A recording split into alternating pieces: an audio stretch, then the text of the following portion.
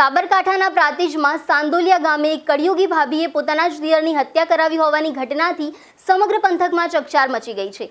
ગામના જ દોલતસિંહ મકવાણા નામના વ્યક્તિ સાથે પ્રેમ સંબંધ ધરાવતી કોકિલા મકવાણાએ તેના દિયર વિષ્ણુસિંહની હત્યા કરવા માટે પ્રેમીને ₹2 લાખની સોપારી આપી હતી। વિષ્ણુસિંહ ભાભીના આડા સંબંધો વિશે જાણી ગયો હતો અને તેને વારંવાર સમજાવવાનો પ્રયત્ન પણ કરતો હતો। પોતાના પ્રેમમાં દિયર અડચણરૂપ બનતા ભાભીએ તેને રસ્તામાંથી હટાવવા માટે ઘાતક કાવતરું રચ્યું હતું। હત્યાને અંજામ આપવા માટે ભાભીએ વિષ્ણુસિંહને છોકરી પસંદ કરવાને બહાને બોલાવીને તેનું અપહરણ કરાવ્યું હતું।